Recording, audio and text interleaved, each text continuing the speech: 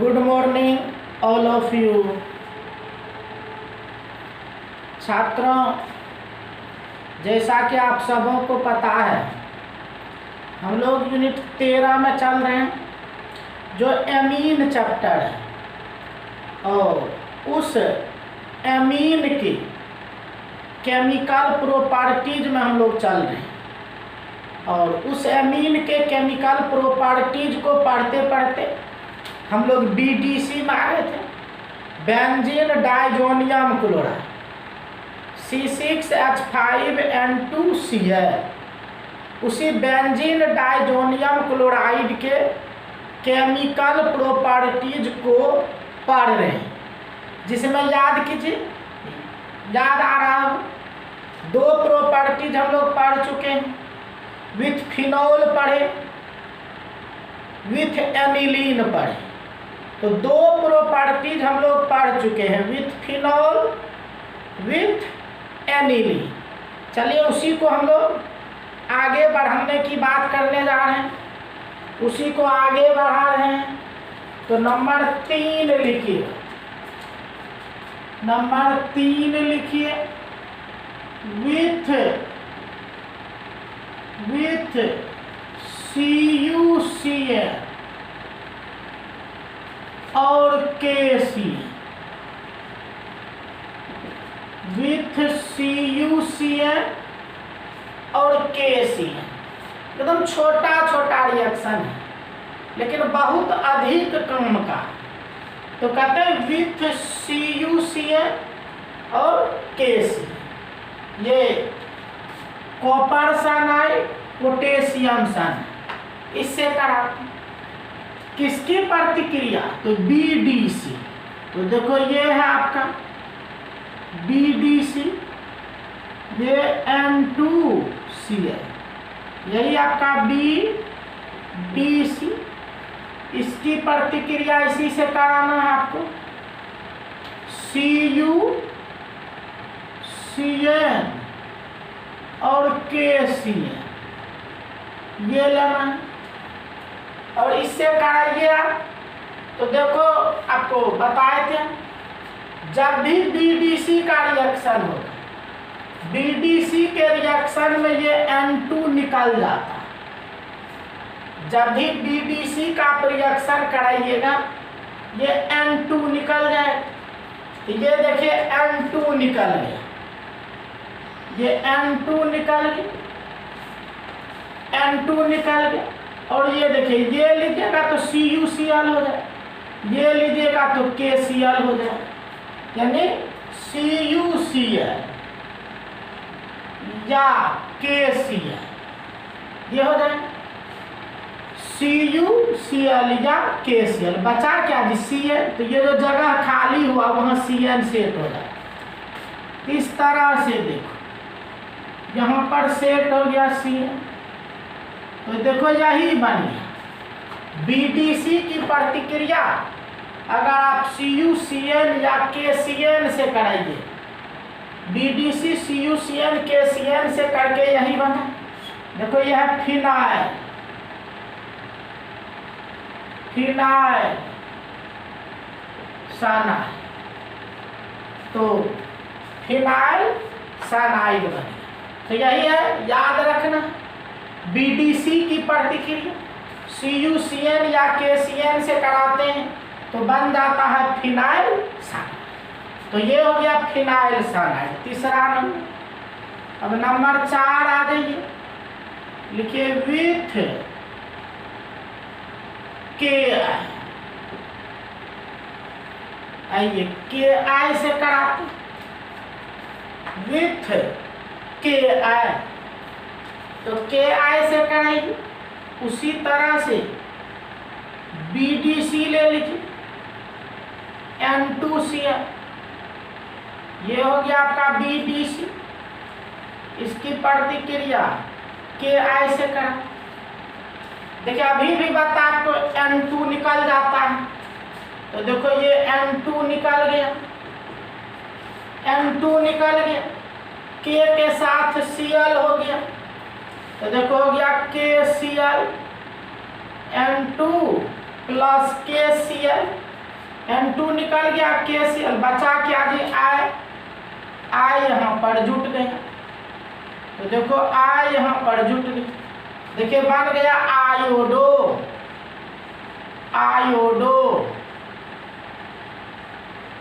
Benzene. तो इस तरह से आयोडो बेंजीन बन गया। ये सब छोटा छोटा रिएक्शन है, लेकिन बहुत ही महत्वपूर्ण है। कन्वर्सन में कुछ भी बनाइएगा तो इसका आपको जरूरत हो। तो इस तरह से देखिए उसमें फिनाइल साइनाइड, इसमें देखिए बन गया, इसमें बन गया आयोडो बेंजीन। 4 नंबर हो गया। नंबर 5 लिखिए, 5 लिखिए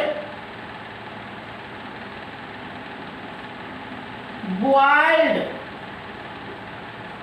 with water, boiled with water. तो बॉइल्ड जानते क्वथन, गर्म कर विथ वाटर।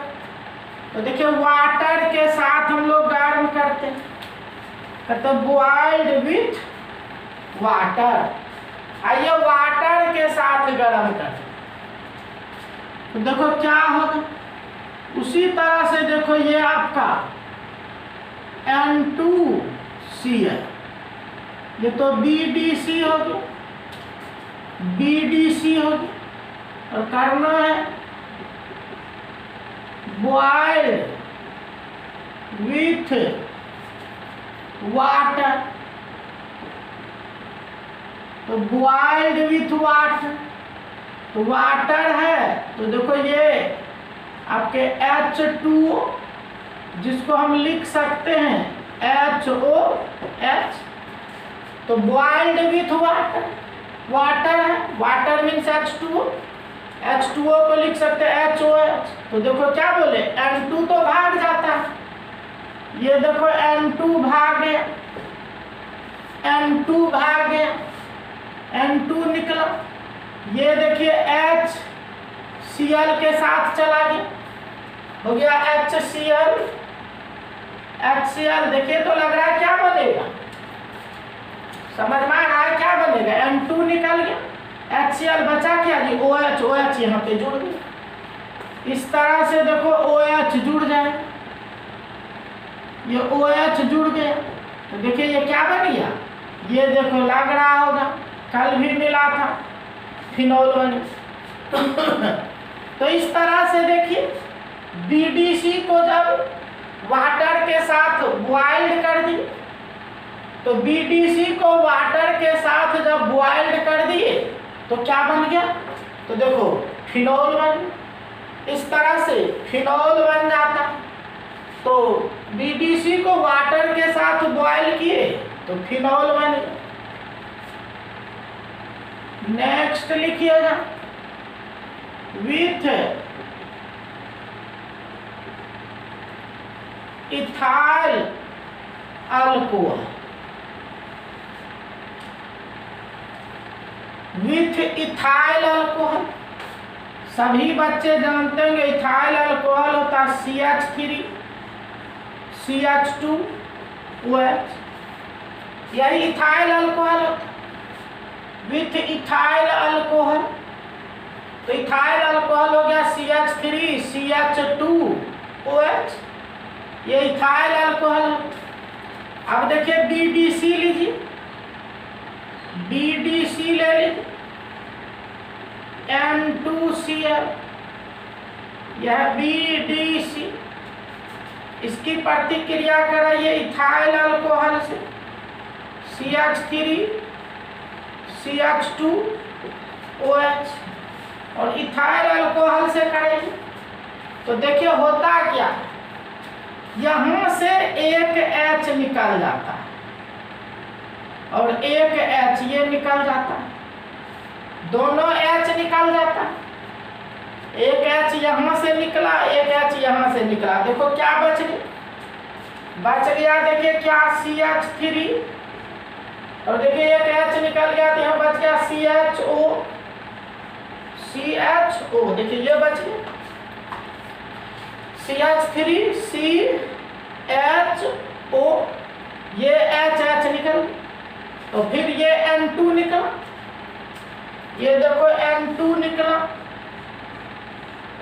N2, और एक HCl के साथ चला गया, ये HCl के साथ चला गया तो HCl हो गया, और बचा एक H, ये हट गया, ये हट गया, ये H एगो इसके साथ एक H बचा, यहाँ पे जुड़ गया।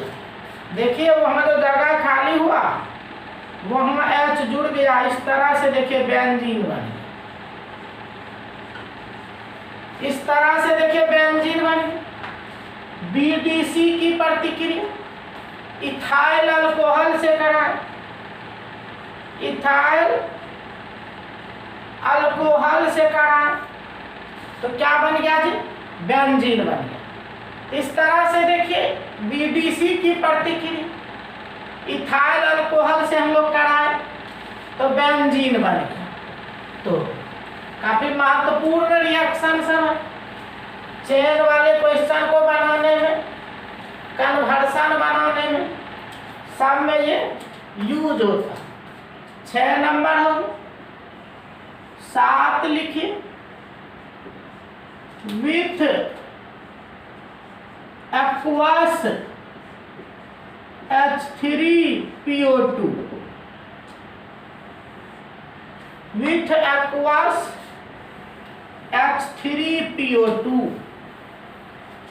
तो एक्वस H3PO2 से आइए इससे देखते, विथ एक्वस H3PO2, तो एक्वस H3PO2 देखिए आसानी से आप समझ सकते हैं।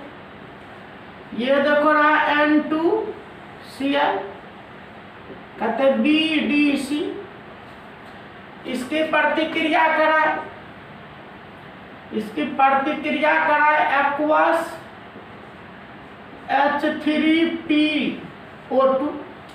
अब देखिए एक्वस मतलब क्या जी, जल है, ये H2 और जल है, इसमें देखिए याद रखने के ये O इसको मिल जाता, O मिल जाता है तो बच जाएगा 2 हाइड्रोजन। देखिए O जब इसको मिल गया तो H3PO3 हो गया, ये हो गया H3PO3। देखिए H3PO3, N2 निकल गया, एक H इसको मिल गया तो N2, ये N2 प्लस HCl और एक H वहां पे चला गया। देखिए इस तरह से आपका बेंजीन बन, बेंजीन। तो ये रहा आपके केमिकल प्रॉपर्टीज हम लोग देख रहे हैं, किसका जी, तो BDC का। तो BDC के केमिकल प्रॉपर्टीज, ये 7 प्रॉपर्टीज हम लोग देख चुके हैं। नंबर 8 लिखिए, गैटरमैन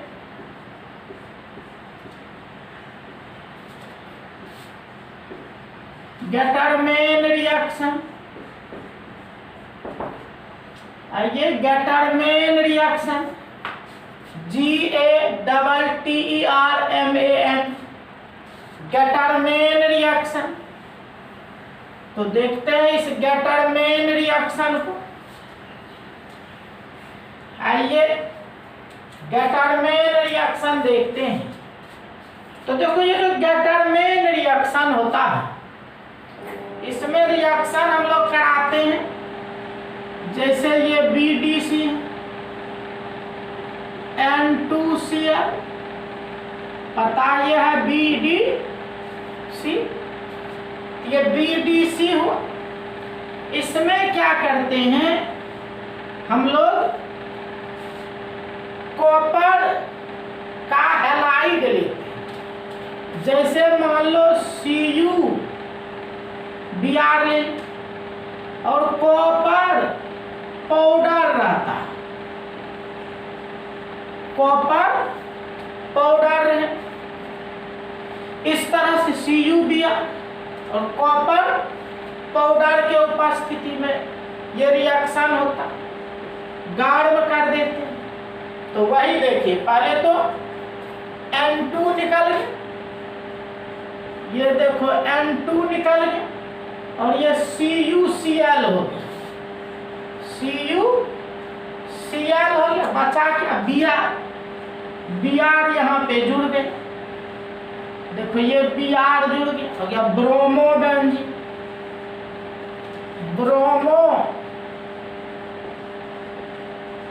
ये ब्रोमोबेंजीन हो, इस तरह से आपके ब्रोमोबेंजीन हो गए।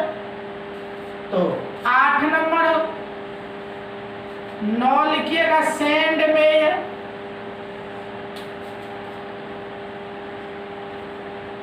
सैंड मेयर रिएक्शन,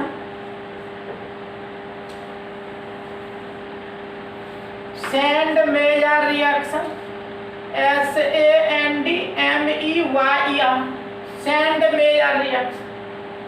इसमें देखो क्या होता है, इसी तरह का रिएक्शन, सैंड मेयर रिएक्शन। देखिए N2Cl तो होगा, ये बेंजीन डाइजोनियम क्लोराइड। इसमें देखिए क्या होता है कि इसमें क्या होता है, ये कॉपर हैलोजन एसिड से रिएक्शन कराता, ये हैलोजन एसिड, पता है HX को हैलोजन एसिड, लेकिन ध्यान रखना पड़ेगा कि हैलोजन एसिड में जो हैलोजन है उसी का कॉपर का लवण होगा, बात समझे। हैलोजन एसिड और जो हैलोजन एसिड आप लेते हैं उसमें जो हैलोजन है उसी हैलोजन का कॉपर का लवण है। जैसे हम लोग कहते हैं, अगर मान लीजिए आप यहाँ पर CuI ये HI लिए, तो यहाँ आपको लेना पड़ेगा CuI, यही कहने का तात्पर्य है। यानी जो हैलोजन एसिड लीजिएगा, हैलोजन एसिड में जो हैलोजन रहेगा उसी हैलोजन का कॉपर का साल्ट लेना पड़ेगा। तो ये लेते हैं HI लिए तो CuI ले, और इसको क्या करते हैं जी, हीट कर देते, हीट कर देते हैं। तो देखो उसी तरह से N2 निकलेगा, N2 निकल गया, ये N2 निकल गया, ये HCl निकल गया, HCl निकल गया, ये और X आके जुड़ गया। यानी जो हैलोजन लीजिएगा वो हैलोजन इस तरह से जुड़ जाएगा, तो हैलोजन जुड़ जाएगा तो बन गया हेलो बेंजीन। देखो हेलो बेंजीन, तो इस तरह से हेलो बेंजीन बन जाता। अब यहाँ आई लिए तो आयोडो बेंजीन बन जाए, Cl लीजिएगा क्लोरो बेंजीन बन जाए, Br लीजिएगा ब्रोमो बेंजीन बन जाए। तो इस तरह से हम लोग का ये केमिकल प्रॉपर्टीज हम लोग देख रहे थे BDC का, बेंजीन डाइजोनियम क्लोराइड का केमिकल प्रॉपर्टी। तो यहाँ पर आपका केमिकल प्रॉपर्टी अंत कर जाता, खत्म कर हो जाता है। तो ये था chemical property.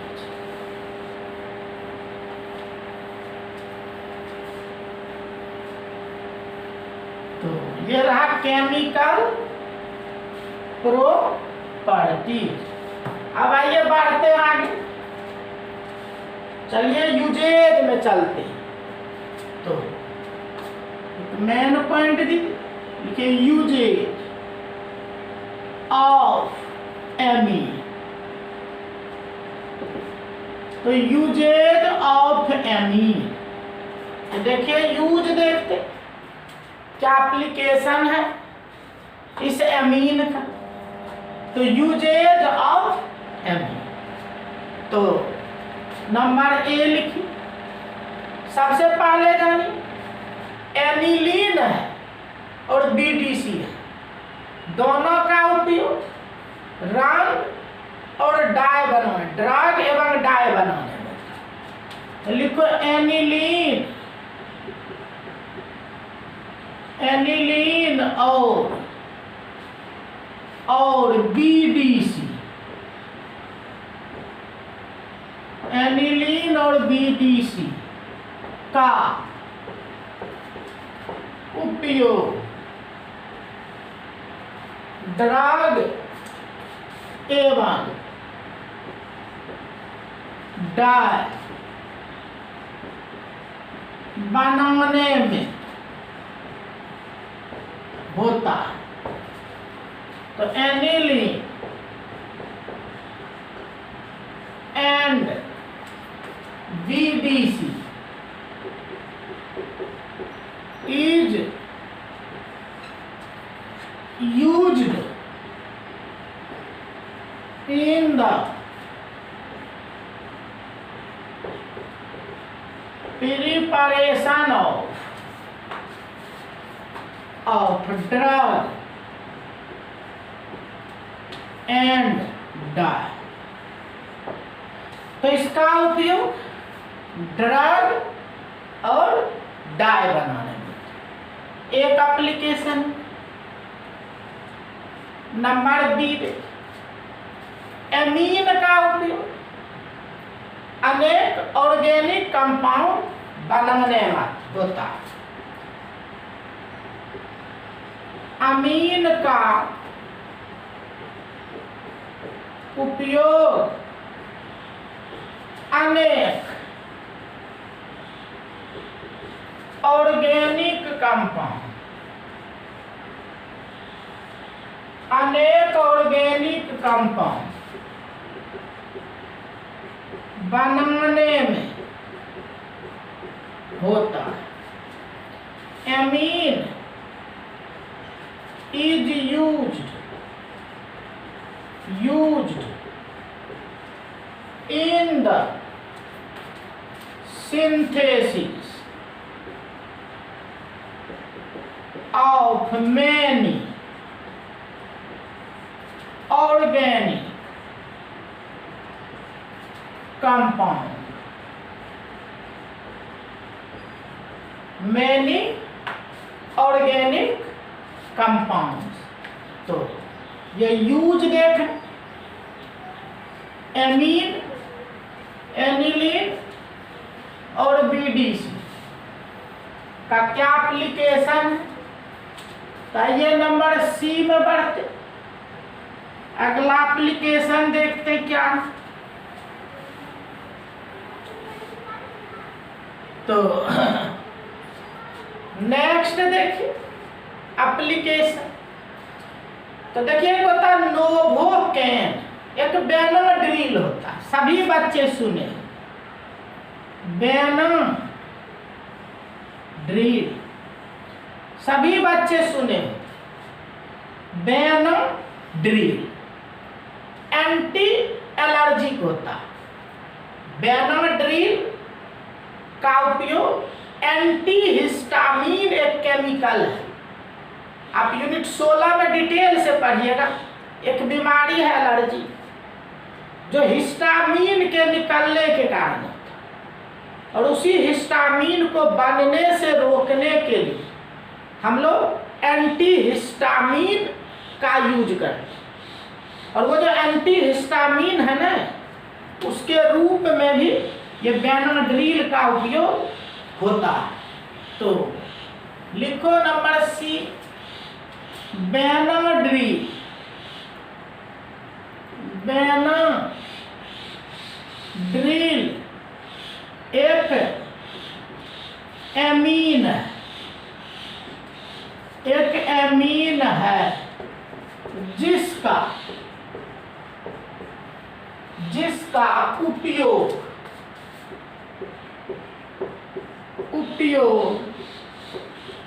Anti histamine chemical के रूप में, एंटीहिस्टामिन केमिकल के रूप में होता है। बेनाड्रिल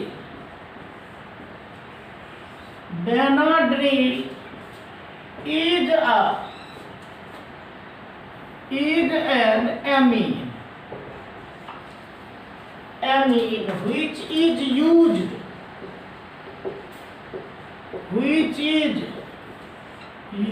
as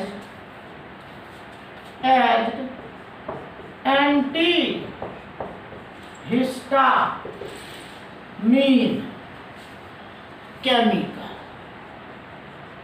तो एंटीहिस्टामिन केमिकल के रूप में यूज होता है। कौन जी? तो ये बेनाड्रिल। आइए नेक्स्ट देखिए, एक देखिए तो नोवोकेन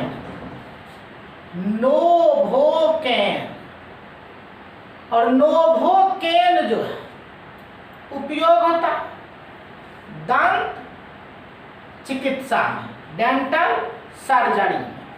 तो लिखो नोवोकेन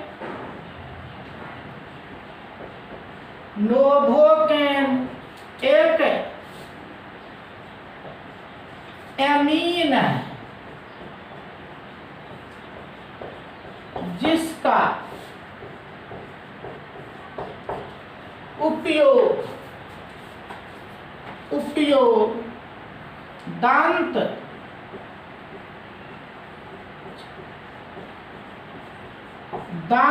चिकित्सा में होता। तो novocaine is an amine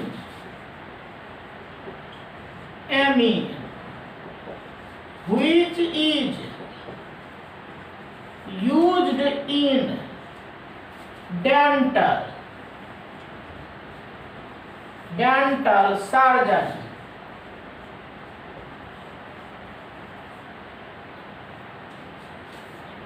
dental surgery में यूज होता। तो ये था यूजेज, हम लोग देख रहे हैं एमीन का क्या एप्लीकेशन। तो एक और आइए देखते, नेक्स्ट लिखो। एक देखिए होता है एड्रीनेलिन और इफेड्रिन। तो एड्रीनेलिन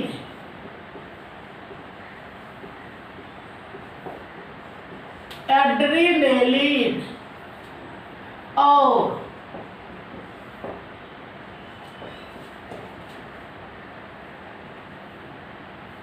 इफेड्रिन, एड्रीनेलिन और इफेड्रिन एक एमीन ग्रुप वाला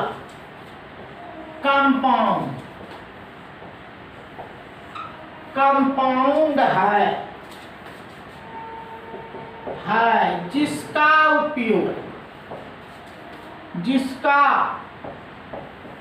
उपयोग blood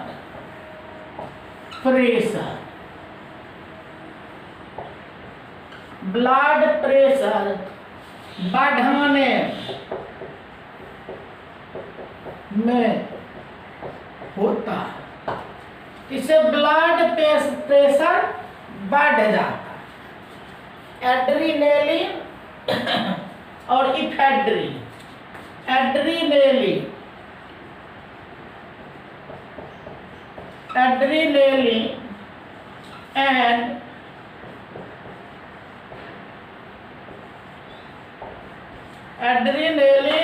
and ephedrine are amine group containing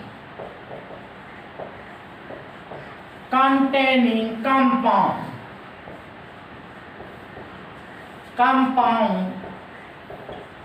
which is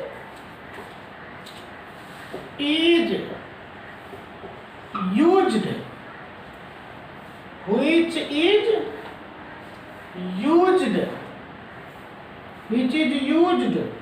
to increase blood pressure। तो जिसका उपयोग होता ब्लड प्रेशर बढ़ाने। इस तरह से देखिए आपके ये हो गए यूजेज ऑफ एमीन। एमीन के यूज के बारे में हम लोग सीखे कि क्या एप्लीकेशन है एमीन का। तो आइए देखिए यूज हो गया एमीन का। एक क्वेश्चन लिखिए,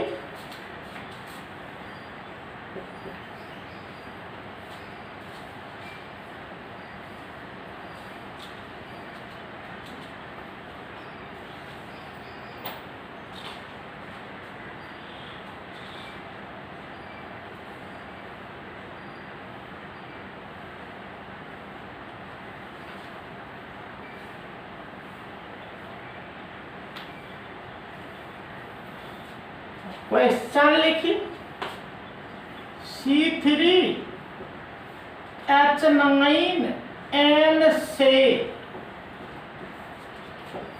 कुल कितने आइसोमर समावयव, कुल कितने आइसोमर बनेंगे और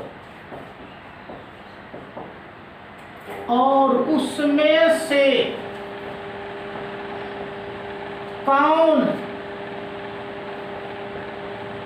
HNO2 के साथ अल्कोहल बनाएगा। तो यही देखें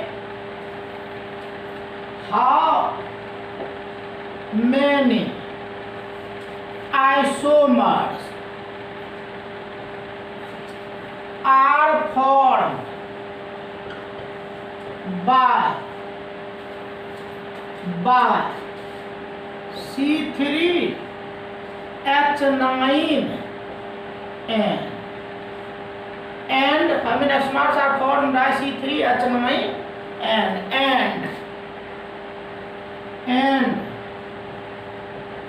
which isomer among them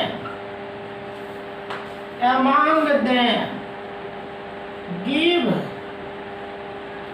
alcohol with HNO2। तो आइए यही क्वेश्चन आप तो जानते हो आइसोमर कहते हैं, सेम से आपको बनाना पड़ता है। सुने होगा अनुसूत्र समान होता, संरचना सूत्र भिन्न भिन्न। तो अनुसूत्र तो सेम हो लेकिन संरचना सूत्र जो है वो अलग अलग हो। ऐसा ही देखते हैं हम लोग। तो यहाँ है C3H9। तो देखिए अनुसार आपका क्या है C3H9N। तो C3H9 कुल देखिए 4 आइसोमर बनेंगे। कैसे जी? तो पहले 1 डिग्री अमीन पर विचार कीजिए, 1 डिग्री अमीन पे विचार कीजिए। तो देखो CH3 CH2 CH2 NH2। देखो ये हो कितने कार्बन, 3 देखो है कार्बन, हाइड्रोजन 9 तो 3 2 5 2 7 2 1। तो एक ये हो क्या कहिए 1 2 3 प्रोपाइल अमीन, ये प्रोपाइल अमीन बन पहला। दूसरा देखिए, उतने को रहने दे, इसको उठा के हम लोग यहाँ पे दे देते। देखो ये CH3 CH CH3 CH, यहाँ हो गया CH3 और यहाँ पर NH2 दे देते। देखिए वही है, कार्बन देखो 3 ठो, हाइड्रोजन देखो 3 3 6 1 7 2 9 है। तो देखो हो गया 2, ये प्रोपेन 2 एमीन, प्रोपेन 2 एमीन, ये दूसरा प्रोपेन 2। अब तीसरा देखिए, ये 1 डिग्री अमीन हो, ये 1 डिग्री अमीन हुआ, ये भी देखो 1 डिग्री अमीन हो। तो अब 1 डिग्री नहीं बनेगा, तो 2 डिग्री बनेगी। तो देखो CH3 CH2 NH CH3। अब गिन लो, देखो 3 2 5 3 8 1 9 हो गया। तो याद कीजिए, इथाइल मिथाइल एमीन, ये इथाइल ये मिथाइल, ये हुआ इथाइल मिथाइल एमीन। लेकिन ये तो हुआ 2 डिग्री अमीन, 2 डिग्री अमीन। अब 2 डिग्री अमीन बनेगा, एक लास्ट बना देते 3 degree amine, CH3 and CH3 CH3। देखो methyl methyl methyl, tri methyl tri methyl amine, और ये हुआ 3 डिग्री अमीन। तो ये बने। तो इस तरह से देखिए आपके हो गए 1 डिग्री 2 डिग्री, ये भी 1 डिग्री, ये 1 डिग्री, ये 2 डिग्री, ये 3।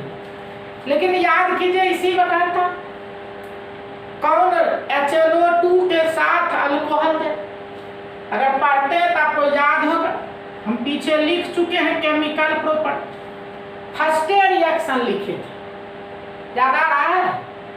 फर्स्ट लिखे थे क्या जी, इससे केवल 1 डिग्री अमीन रिएक्शन करता है और अल्कोहल देता, तो केवल 1 डिग्री देगा। तो देखो कौन देगा, तो ये 1 डिग्री है, ये 1 डिग्री है, क्योंकि ये अल्कोहल देगा, ये भी अल्कोहल देगा, लेकिन वो दोनों नहीं देगा। तो आंसर में लिखिएगा 4 isomers are formed in which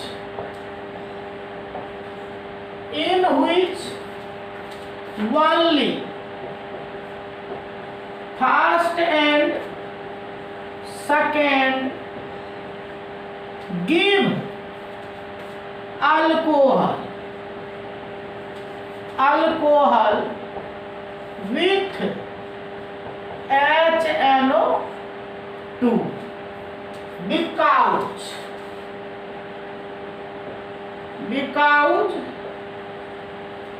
these are 1 degree amine.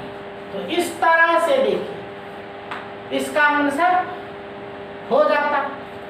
तो ये हम लोग देखें कितने आइसोमर बनेंगे, तो कुल 4 आइसोमर बनेंगे, और उसमें से कौन है जो अल्कोहल देता। तो पढ़े थे केवल 1 डिग्री अल्कोहल देता, तो ये 1 डिग्री आपका अल्कोहल देगा। तो ये देख लिया हम। लिखिए सभी बच्चे।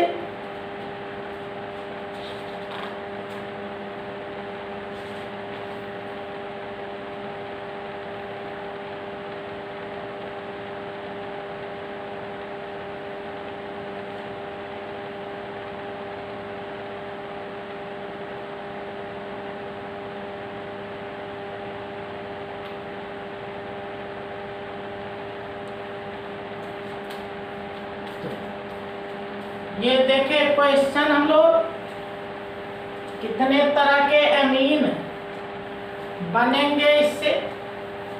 C3H9 Br से how many isomers are formed. दूसरा क्वेश्चन लिखिए। क्वेश्चन लिखिएगा NH3 C6H5NH2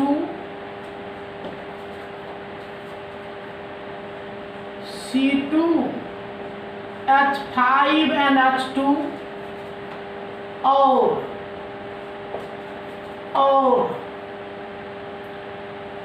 C2H5NH C2H5 को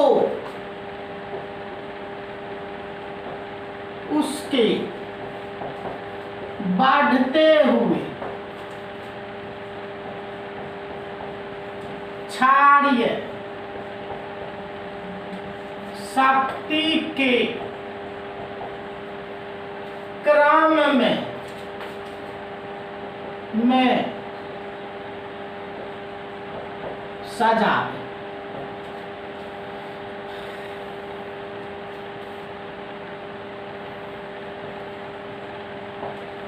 Arrange the NH3 C6H5NH2 C2H5NH2 and C2H5NH2H5 in the increasing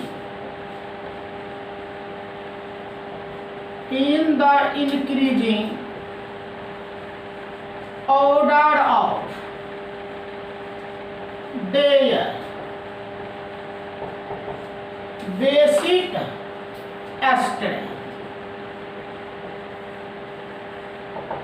तो अब देखिए इसका जो कंसेप्ट है याद कीजिए।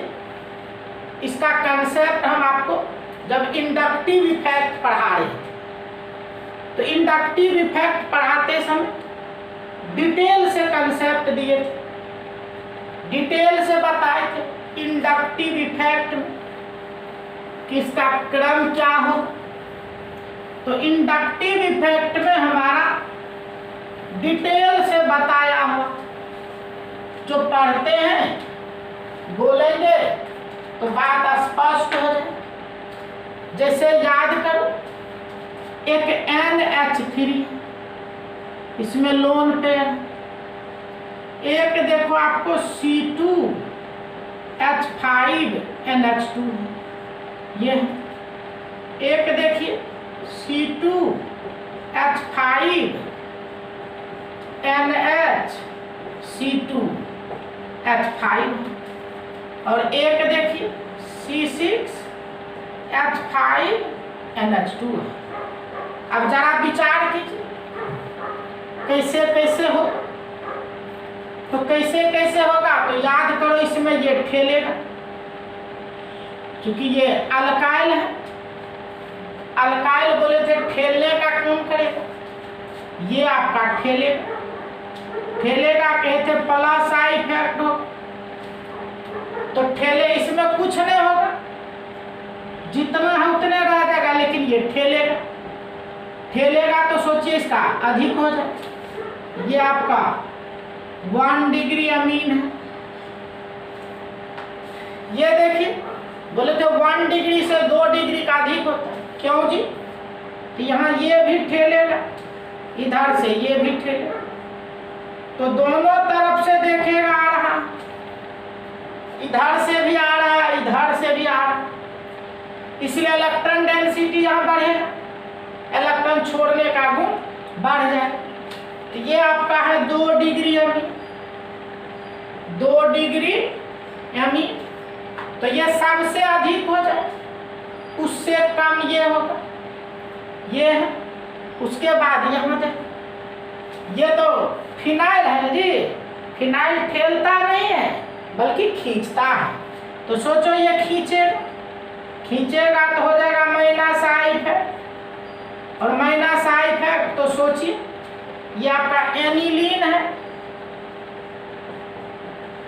अब सोचिए क्या हो, तो सबसे अधिक किसका होगी? देखिए इधर से भी ठेल रहा है, इधर से भी ठेल रहा, इसका सबसे अधिक होगी। ये सबसे अधिक हुआ जी, ये फर्स्ट नंबर हो, सबसे अधिक। इससे आइएगा तो ये अधिक हो, ये 2 नंबर पर हो, और ये देखिए सबसे कम हो, चूंकि इसमें नो तो ठेलता नो खींचता, जितने उतने रह जाए, लेकिन इसमें खींचेगा तो घटा दे, तो ये 3 नंबर पर होगा आपका। और ये अंतिम, ये देखिए अंतिम 4 नंबर पर। इस तरह से देखिए अनुसार आपका मिल गया। अब अरेंज कर लीजिए, तो 4 नंबर सबसे कम हो, तो 4 नंबर सबसे कम हो, तो सबसे पहले होगा 4 नंबर, 4 नंबर से अधिक हुआ 3 नंबर, तो हो जाएगा 3 नंबर, उससे अधिक 2 नंबर, 4 सबसे कम हुआ तब 3 हुआ, तब 2 हुआ, और सबसे अधिक 1 हुआ। इस तरह से देखिए ये चीज यहाँ नहीं, बल्कि बेसिक में जब हम इंडक्टिव इफेक्ट पढ़ा रहे थे, उस इंडक्टिव इफेक्ट में ये चीज हम डिटेल से बताए थे। तो इस आधार से आप पकड़ सकते हैं कि किसका सबसे अधिक होगा, कम होगा, और 2-4 देके सजाने के लिए कहेगा, तो इस तरह से आप सजा भी सकते हैं। तो ये था आपको अरेंज करने के लिए, बेसिक स्ट्रेंथ के क्रम में सजाइए। तो इंडक्टिव इफेक्ट अगर पढ़े हैं तब तो समझ सकते हैं, नहीं तो फिर परेशानी होगी। तो क्यों, उसके बाद एक नोट लिखिए, नोट लिखिए, लिखिए नंबर ए में एसिड के लिए Ka का मान जितना अधिक होगा वह उतना ही अधिक एसिडिक होगा, उतना ही अधिक एसिडिक होगा। As value of K4 acid increases their acidic property also increases। तो इसको आप कह सकते हैं शॉर्ट इन शॉर्ट कह सकते। तो Ka समानुपाती हो एसिडिक स्ट्रेंथ, मीन्स क्या हुआ, Ka का मान बढ़ेगा एसिड लेके का मान अधिक होगा उतना अधिक Ka बढ़ेगा तो एसिडिक स्ट्रेंथ बढ़ेगा, यही मीनिंग हो। इसी तरह Kb होता बेस के, Kb बढ़ेगा बेसिक स्ट्रेंथ बढ़ेगा, यानी Kb बढ़ेगा तो बेसिक स्ट्रेंथ बढ़ेगा। तो Kb के बढ़ने से बेसिक स्ट्रेंथ बढ़ेगा, Ka के बढ़ने से एसिडिक स्ट्रेंथ बढ़ेगा। लेकिन कहते हैं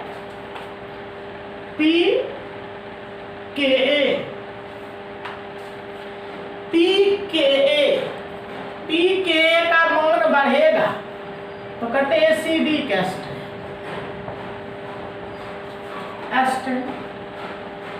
जानते होंगे इसको व्युत्क्रमानुपाती बोलते हैं। व्युत्क्रमानुपाती बोलते हैं मीन्स ये बढ़ेगा तो ये घटे, ये बढ़ेगा ये घटे। इसी तरह Kb 1 basic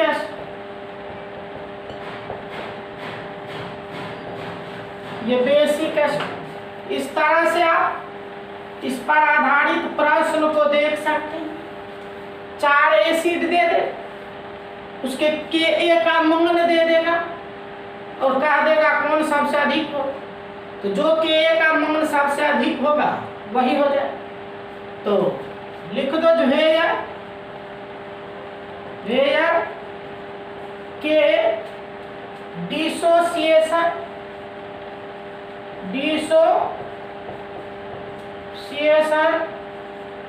constant of acid, Kb dissociation constant of base. P होता पोटेंज,